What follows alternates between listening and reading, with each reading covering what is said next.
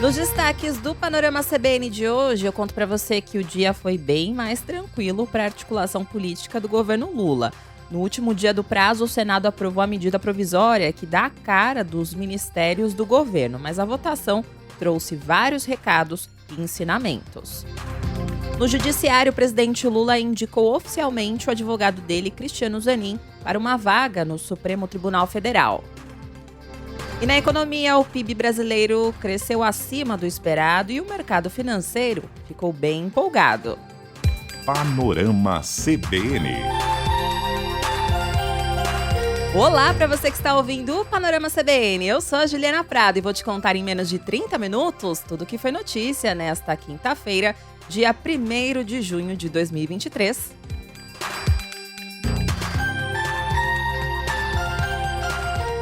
Encerrada a votação. Votaram sim 51 senadores, não 19 senadores, uma abstenção.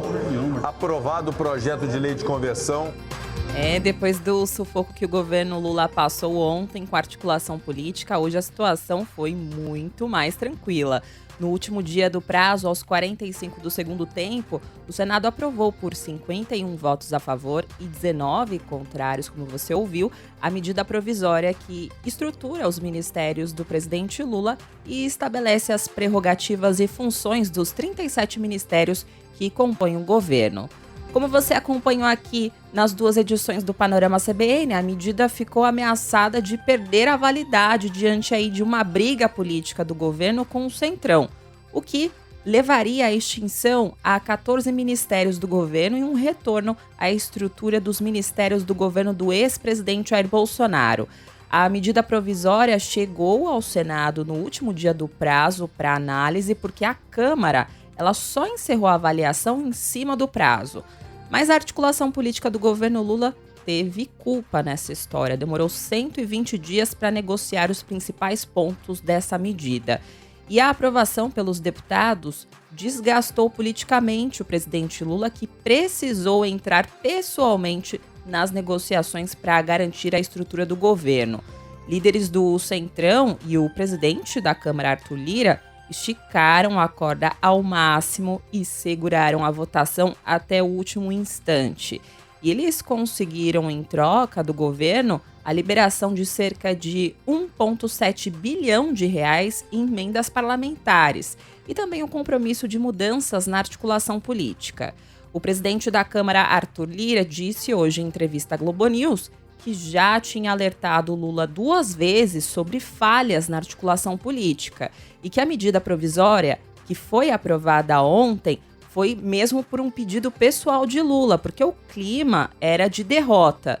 Na entrevista, o presidente da Câmara também negou que tenha pedido algum cargo em troca dessa aprovação e que o episódio vai ficar como um ensinamento para Lula. Foi um grande esforço dos partidos independentes, dos partidos até de oposição, em ajudar na votação por um apelo que foi feito do presidente Lula a mim pessoalmente, um apelo meu aos líderes como uma última pedida de esforço. O governo se movimentou, o presidente Lula foi alertado por mim e ele hoje é conhecedor de todas as dificuldades que o seu governo tem na parte de articulação e eu espero que tenha servido de ensinamento para que a partir de hoje, a partir da próxima semana, o governo possa encaminhar politicamente, eticamente, as suas matérias na casa, na construção de uma maioria que hoje ele ainda não tem. Agora, pessoalmente, eu não reivindiquei a ninguém, não pedi ninguém, não pedi ministério nenhum, não pedi emenda nenhuma e não pedi, Sadi, a cabeça de ninguém. Essas versões, elas são dadas, o que eu pedi ao governo foi respeito, reciprocidade, é um tratamento institucional correto que eu sempre tive na minha vida e continuarei tendo. Tenho ajudado o governo, sendo um facilitador das suas matérias e tenho certeza que o governo, na sua parte mais íntima, sabe disso. Já o presidente Lula minimizou hoje as dificuldades que o governo teve para conseguir aprovar a medida provisória e ele disse que o governo teve mais votos do que esperado. Além disso, ele negou que esteja avaliando uma troca de ministros, porque durante as votações ficou muito evidente que parlamentares de partidos que têm ministérios no governo votaram contra o governo Lula. algo muito incoerente com o acordo político que foi fechado. Mas, mesmo assim, Lula descartou uma reforma ministerial já nesse início de governo. Não está na minha cabeça fazer reforma ministerial, a não ser que aconteça uma catástrofe que eu tenha que mudar. Mas, por enquanto, o time está jogando melhor que o Corinthians. Voltando a falar aí sobre a votação da medida provisória no Senado, como eu falei, por lá o andamento foi muito mais tranquilo. O líder do governo, o senador Jacques Wagner, precisou fazer um apelo apenas pela manutenção do que foi aprovado na Câmara ontem. Se houvesse mudanças, a medida precisaria voltar à Câmara. Eu entendo que é uma prerrogativa do presidente da República, pela legitimidade do voto, organizar na forma que ele entende a sua equipe melhor. O governo anterior pensou de um jeito, o governo atual pensa de outro e, portanto, senhor presidente, eu quero apenas fazer esse apelo pela votação da matéria que veio da Câmara dos Deputados, mas que a gente pudesse até, pensando no país, deixar que essa estrutura possa funcionar como já vem funcionando desde o dia 1º de janeiro. Mesmo com a aprovação da medida provisória, em que foi mantido o texto que foi aprovado na Câmara, o governo Lula teve uma derrota. Isso porque a Câmara retirou atribuições importantes dos Ministérios do Meio Ambiente e dos povos originários. O texto da Câmara também recriou a Fundação Nacional de Saúde, a FUNASA, que é um órgão que serve de reduto eleitoral para abrigar indicados políticos dos parlamentares. Diante aí da falta de prazo, o governo teve que aceitar essas derrotas nesses trechos para não perder toda a estrutura da esplanada. O Senado também aprovou hoje a medida provisória do Bolsa Família, que também iria vencer, e com isso os senadores confirmaram a validade das novas regras do programa. Por fim, o Senado aprovou também hoje, em votação simbólica, o projeto que prevê igualdade salarial entre homens e mulheres em caso de trabalho igual ou exercício da mesma função. Essa proposta ela também estabelece que, em caso de discriminação por gênero, raça ou etnia, o empregador deve pagar ao empregado a diferença salarial devida e 10 vezes o valor do novo salário. Agora, esse projeto vai seguir para a sanção do presidente Lula. Hoje também, em meio à ressaca após a aprovação da medida provisória, o presidente Lula anunciou oficialmente que, para a surpresa de 0 pessoas, ele vai indicar o advogado dele, Cristiano Zanin, para ser ministro do Supremo Tribunal Federal. Essa vaga vai ser preenchida e foi deixada pelo ministro Ricardo Lewandowski, que se aposentou recentemente. Ao fazer esse anúncio, Lula elogiou a atuação de Zanin, que foi advogado dele durante os processos da Operação Lava Jato. Você já esperava que eu indicasse o Zanin? Eu acho que todo mundo esperava que eu fosse indicar o Zanin, não só pelo papel que ele teve na minha defesa, mas simplesmente porque eu acho que o Zanin se transformará num grande ministro da Suprema Corte desse país. Eu conheço as qualidades como advogado, conheço a qualidade dele como chefe de família e conheço a formação do Zanin. Ele será um excepcional ministro da Suprema Corte, se aprovado pelo Senado, e eu acredito que será, e eu acho que o Brasil vai se orgulhar de ter o Zanin como ministro da Suprema Corte. Agora cabe ao Senado Federal aprovar ou não essa indicação do nome de Zanin para o STF. O advogado, que tem 47 anos, vai passar por uma sabatina na Comissão de Constituição e Justiça no Senado. E, em seguida, os senadores vão votar se aceitam ou não essa indicação. Em entrevista à Globo News, o presidente do Senado, Rodrigo Pacheco, disse hoje que a indicação do advogado Cristiano Zanin ao STF deve ser aprovada pelos senadores até julho, isso antes do recesso parlamentar. Ele também disse que Zanin tem os requisitos necessários para ser aprovado. Eu vejo com muita naturalidade, porque, embora haja essa condição de ser um advogado do presidente, ele é um advogado por formação, tem os predicados para poder preencher essa vaga no Supremo Tribunal Federal, inclusive o notório saber jurídico, a reputação ilibada, a idade mínima, que são os requisitos constitucionais. Mas, obviamente, que o colegiado da CCJ e do plenário do Senado vão fazer essa aferição, vão permitir que ele possa ser sabatinado e questionado em relação a diversos temas que possam aferir essa sua condição de ser ministro do Supremo. Advogado do presidente... Não... Mas isso é uma discricionariedade de fato do presidente, e nós temos que ser muito fiéis ao que a Constituição Federal determina. A Constituição estabelece requisitos, né? Fosse alguém sem condições, obviamente que haveria uma vedação. Mas sendo uma pessoa que preenche esses requisitos objetivos e havendo a discricionalidade do presidente de fazer essa indicação, nós temos que considerar essa indicação como uma indicação possível de ser aprovada e será dado encaminhamento próprio, né? O Senado vai ter muita responsabilidade e no seu tempo certo, que no decorrer de junho, início de julho, a gente tem o desfecho dessa sabatina e dessa apreciação, até porque é importante que o Supremo Tribunal Federal tenha a sua composição plena. Essa previsão aí é bem positiva, porque eu lembro você que o último ministro indicado ao STF teve um embate direto com o presidente da CCJ, Davi Alcolumbre. André Mendonça, que foi nomeado por Bolsonaro, ficou na geladeira durante meses, até que o presidente da CCJ agendasse a sua sabatina. Hoje também os atuais ministros do STF comentaram a indicação de Zanin. Os ministros Luiz Fux, o próprio André Mendonça, que foi indicado por Bolsonaro, e Gilmar Mendes, classificaram a escolha de Lula como positiva. Eu falo sobre a indicação do Zanin. Ótimo. Eu desejo sucesso na trajetória do Senado. Questão positiva, acho que a pessoa qualificada totalmente vai integrar-se bem ao tribunal.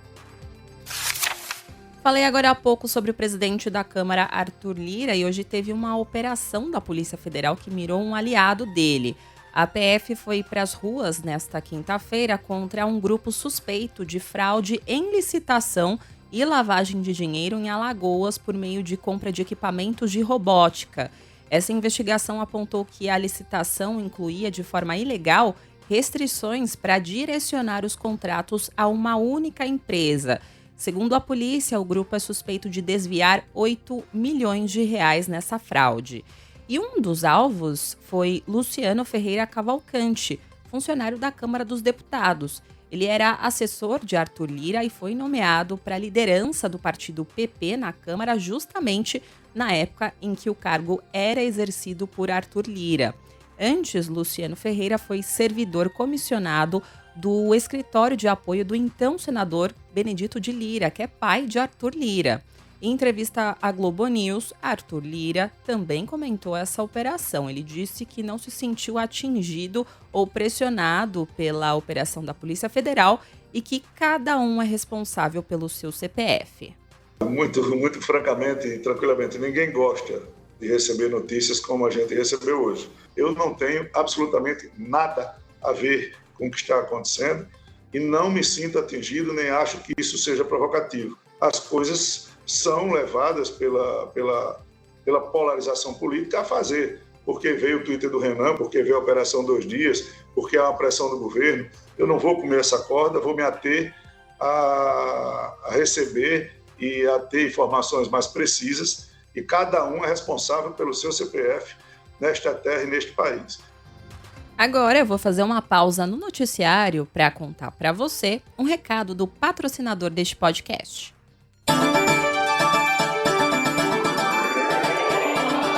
Você sabe como se transforma a energia que vem do sol em energia elétrica? A transformação da irradiação solar na energia que usamos em nossas casas ou empresas é feita através de painéis solares que são instalados sobre o telhado ou laje da residência ou prédio comercial. Os sistemas mais comuns permitem que a energia alimente os imóveis durante o dia, e a energia não utilizada, ela é disponibilizada na rede da concessionária, gerando créditos que poderão ser utilizados no futuro. A energia solar é um recurso limpo, renovável e de baixo impacto ambiental. E ao fazer essa escolha, você colabora para o uso consciente dos recursos do planeta. Conheça as linhas de financiamento solar do Banco BV sujeitas à análise no site bv.com.br ou siga o banco nas redes sociais no @BancoBV. Panorama CBN. Voltando ao noticiário, hoje o corregedor da Justiça Eleitoral, Benedito Gonçalves, liberou para julgamento uma ação que pode deixar o ex-presidente Jair Bolsonaro inelegível. Essa ação trata de uma reunião feita por Bolsonaro com embaixadores no ano passado, enquanto ele era presidente e pré-candidato à reeleição. Na reunião que foi exibida pela TV Brasil, TV pública, Bolsonaro mentiu e fez acusações contra o sistema eleitoral e não apresentou provas. Depois da reunião, o TSE foi acionado pelo partido PDT, que questionou a conduta de Bolsonaro no encontro com embaixadores no Palácio da Alvorada em julho do ano passado. O corregedor da Justiça Eleitoral, que estava com esse caso, ao liberar esse processo para análise geral dos ministros do TSE, ele apresentou ao tribunal um relatório com detalhamento dos procedimentos realizados ao longo dessa ação, inclusive os dados da coleta de provas e as alegações de Bolsonaro e do Ministério Público Eleitoral. No processo, o Ministério Público defendeu a inelegibilidade de Bolsonaro, porque, de acordo com o vice-procurador-geral eleitoral, Paulo Gonet, houve abuso de poder por parte do ex-presidente. Segundo o vice-procurador, Bolsonaro não poderia ter usado recursos do Estado e também a estrutura para propagar informações falsas sobre as eleições. Já a defesa de Bolsonaro alegou ao TSE que a reunião com embaixadores não teve caráter eleitoral e que os ataques às urnas fizeram parte de um debate de ideias para aprimorar o sistema de votação no país. Agora, cabe ao presidente do TSE, o ministro Alexandre de Moraes, marcar a data para este julgamento. E do Judiciário, vamos para a Câmara Legislativa do Distrito Federal, porque por lá está rolando a CPI dos atos antidemocráticos, que apura o que aconteceu no dia 8 de janeiro, dia dos atos golpistas. E quem foi chamado para prestar depoimento hoje foi o general Augusto Heleno, ex-ministro, chefe do Gabinete de Segurança Institucional do governo Bolsonaro. Quando o governo Lula assumiu parte da estrutura do gabinete, ainda tinha indicações da gestão do general Heleno. E no depoimento de hoje, o general tentou minimizar ações e declarações de cunho golpista que ele deu em diversas ocasiões. No ano passado, em um evento, ele chegou a dizer que precisava tomar calmante na veia para evitar aconselhar o ex-presidente Jair Bolsonaro a tomar medidas drásticas contra o Supremo Tribunal Federal. Ele ainda disse que a medida mais séria que o então presidente poderia adotar seria um rompimento declarado com a corte. Mas hoje, o general Heleno disse que essa fala foi uma brincadeira. Eu falei muito de maneira jocosa, porque primeiro que Lexotan não se toma na veia, né? Então já começa daí. Então foi uma brincadeira que foi feita e a atitude mais séria que o presidente poderia tomar é fazer um rompimento declarado com o STF, por exemplo. Isso poderia acontecer? Poderia. Então houve uma série de atitudes do STF que poderiam desagradar a uma parte da população, poderia desagradar o próprio presidente. Então, mas eu falei num contexto muito mais ameno e lógico que essas atitudes drásticas eram da iniciativa dele e ele fez questão de, mesmo com a corda sendo esticada, ele manteve a tranquilidade, ele conduziu as coisas da melhor maneira possível. Ainda durante esse depoimento, o ex-chefe do GSI deu declarações sobre o acampamento que foi montado em frente ao quartel-general do Exército em Brasília.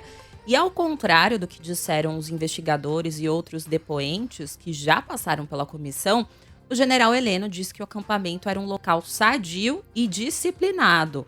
De acordo com o general Heleno, as pessoas se reuniam por lá para fazer orações e conversavam sobre assuntos políticos.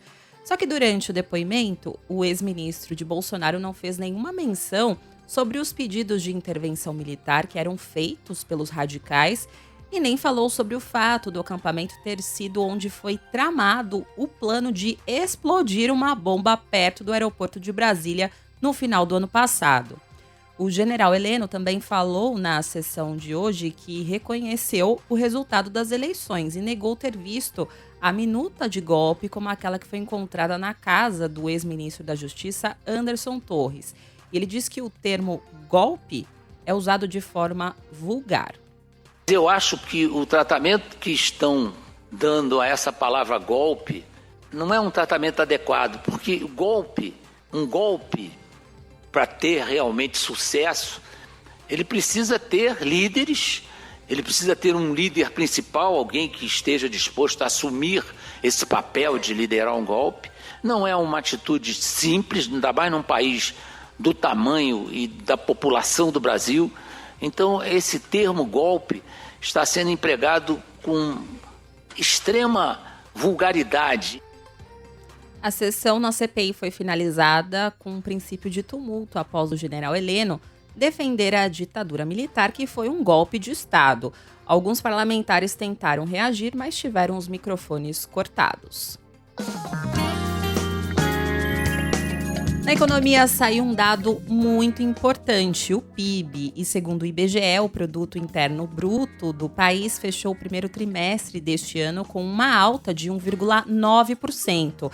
Esse resultado surpreendeu porque ficou acima do esperado pelo mercado e pela própria Secretaria de Política Econômica do governo, que projetava uma elevação de 1,2%.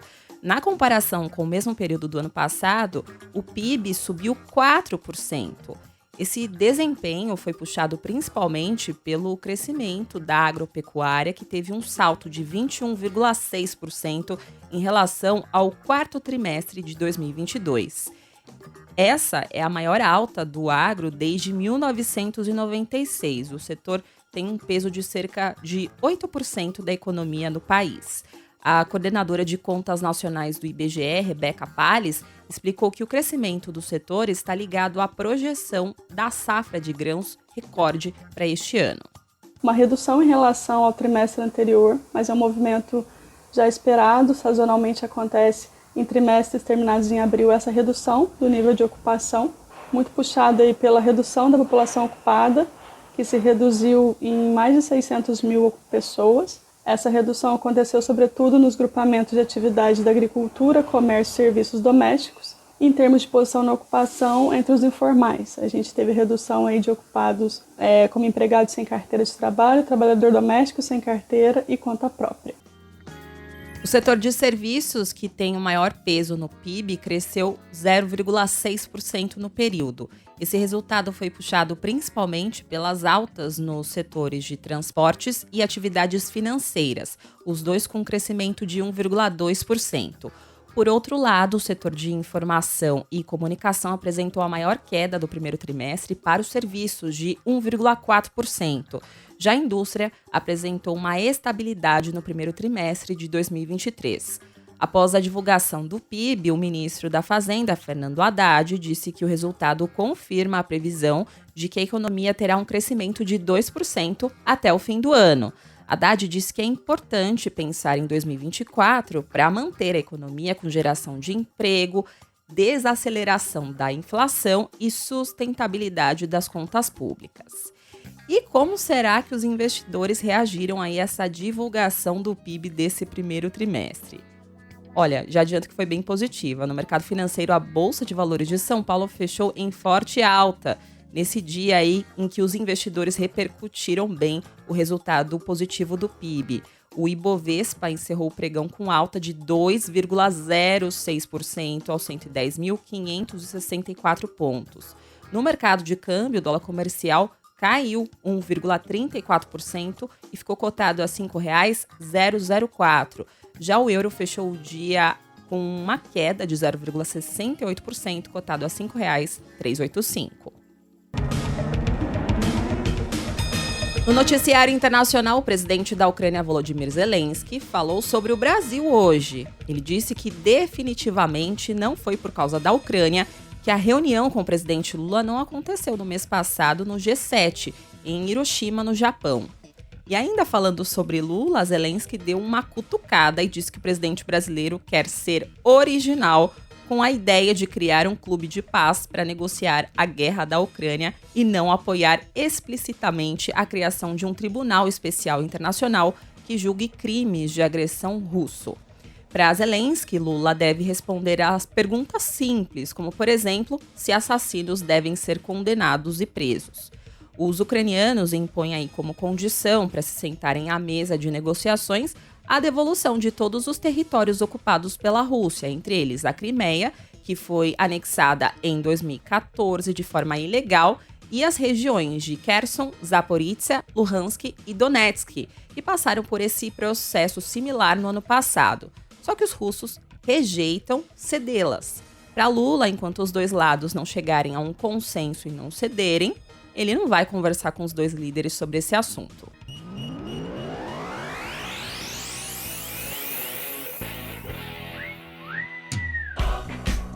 No esporte, o tênis brasileiro tá dando um show em Roland Garros, hein? A tenista brasileira Bia Haddad derrubou um tabu hoje. A número 14 do mundo no tênis, pela primeira vez, passou da segunda rodada na chave de simples de um Grand Slam de tênis. Em Paris, a brasileira venceu por 2-1 a russa Diana Schneider. Foi um jogo que começou tranquilo e terminou bem tenso, mas com essa vitória aí de Bia, que avançou para a terceira rodada de Roland Garros. Já no futebol, o craque Lionel Messi vai deixar mesmo o Paris Saint-Germain no final dessa temporada. Quem confirmou essa informação hoje foi Christopher Galtier, que é técnico do clube francês. A despedida de Messi vai ser na partida contra o Clermont, pela última rodada da Ligue 1. Embora ele não tenha conquistado a tão sonhada Champions League pela equipe, o camisa 30 teve bons números enquanto atuou em solo parisiense. Messi fez até aqui 74 jogos, com 32 gols marcados e 34 assistências com a camisa do PSG. O jogador, que chegou ao clube em agosto de 2021, conquistou 2 vezes o campeonato francês e levantou também um troféu da Supercopa da França. Lá na França, o argentino, inclusive, igualou Daniel Alves e se tornou o jogador com mais títulos na história do futebol mundial. Nessa temporada, o argentino disputou 40 partidas pelo PSG e marcou gol em 48% delas, ou seja, em 19 oportunidades. No mês passado, Lionel Messi faltou a um treinamento do PSG sem autorização do clube. E o motivo foi uma viagem à Arábia Saudita para cumprir compromissos profissionais. Segundo a imprensa francesa, o argentino faria a viagem, que já tinha sido adiada 2 vezes, em meio a uma folga que foi prometida pelo técnico do clube. Mas essa folga foi cancelada e Messi foi para a Arábia mesmo assim. E essa ausência teria surpreendido os jogadores do elenco. A partir daí, o episódio pôs em xeque o casamento entre Messi e PSG e a renovação do contrato, que antes já era bem difícil, ficou ainda mais distante. Panorama CBN. Agora eu vou indo nessa. Muito obrigada pela companhia de hoje. O roteiro e a produção deste episódio foram feitos por mim. Os trabalhos técnicos são do Anderson Wendel, o Tico. E você pode me encontrar lá nas redes sociais, no @Juliana_Deprado no Twitter, no Insta é só procurar por @JulianaDeprado e tem também o e-mail juliana.prado@cbn.com.br. E não se esqueça que amanhã tem a edição da manhã do Panorama CBN a partir das 7 horas da manhã com a Natália Furtado. Combinado? Beijos pra você e até mais!